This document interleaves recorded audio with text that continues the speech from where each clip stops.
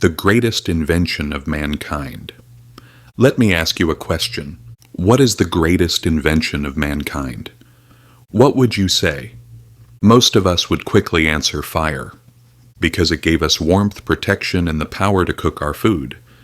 Some might say the wheel, because it opened the door to trade, travel, and discovery. But there's another invention that often slips our minds.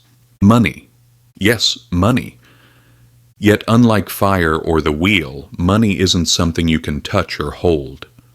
Money is an idea, a belief. It's valuable only because we believe it is. In truth, it's a magician's illusion.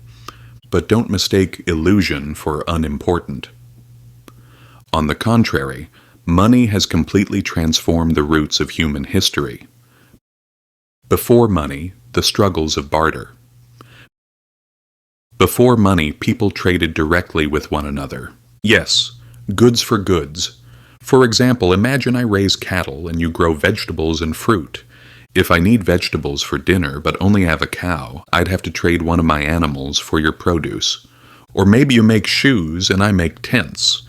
To get a single pair of shoes, I'd have to give you an entire tent. Impossible, right? That's how the barter system worked. It was full of imbalance and inequality, needs rarely matched.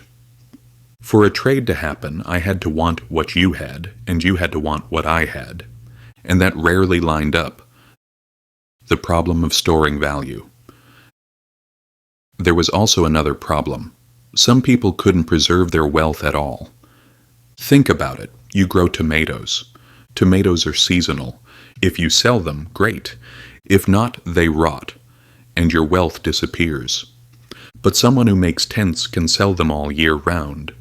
So, even if you both worked equally hard, he would always be richer than you. That's why the pre-money world was full of injustice. The first monies, salt, weapons, shells. Over time, people began to notice something. Certain things were desired by everyone.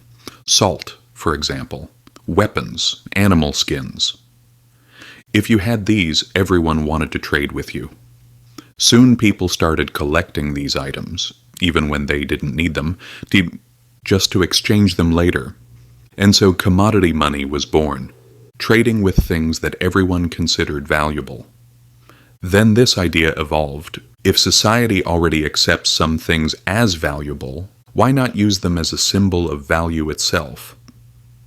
Now, humanity had created a symbol, a placeholder of worth, an IOU. You give me your goods, I give you a token. And with that token, you can get what you want from someone else. It was one of the greatest leaps in human history. Metal coins and the realization of value. But there was still a missing piece. For money to have value, it had to be scarce. If everyone could easily obtain it, it wouldn't be worth much. That's why, around 770 BC in China, the first metal coins appeared. They were made of bronze, small, portable, and durable. Now, the value of money was equal to the metal it contained. 1 gram of gold was worth exactly 1 gram of gold. For its time, this was revolutionary. But unfortunately, it didn't last long. Kings discover the power of money. Kings soon realized that whoever had the most money held the most power. So they wanted to produce more of it. But precious metals were expensive. Their solution was simple. Make coins thinner and mix expensive metals with cheaper ones. And that's when the illusion of money truly began. A coin's value was no longer in the metal itself, but in the king's word. The idea kept growing. Metal coins were heavy, so kings started issuing paper certificates. This note is worth this much gold, they said. And people believed them. Over time, no one bothered to exchange the paper for real gold anymore. The paper itself became money.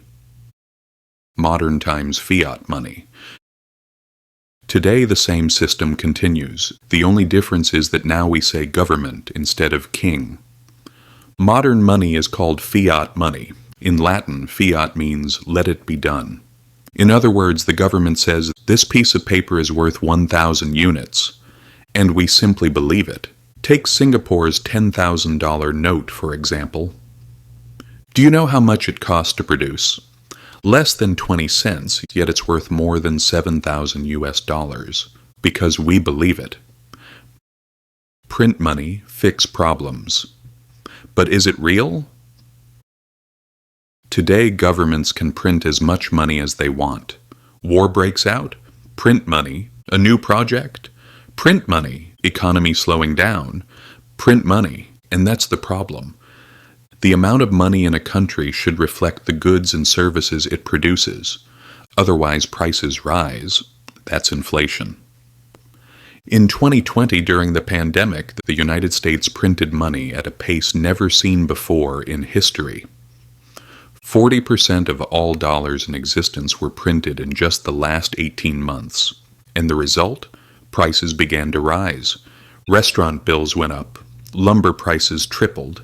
And almost everything we need is getting more expensive. The real loss of value. Although government appear to be paying their debts by creating more money, the truth is that we are all slowly getting poorer. Your bank balance may stay the same, but what you can buy with it decreases every day. It's not the number of dollars that matters. It's their purchasing power, and that's what's falling. That's why we shouldn't hoard cash, but move toward assets that gain value. Otherwise, your savings will quietly melt away day by day. Final words. Money is an illusion. But understanding that illusion, learning how it works, is the first step toward freedom. Only then can we play the game correctly. Money itself has no value. We are the ones who give it value. And once you realize that, you're no longer just someone who earns money, but someone who creates value.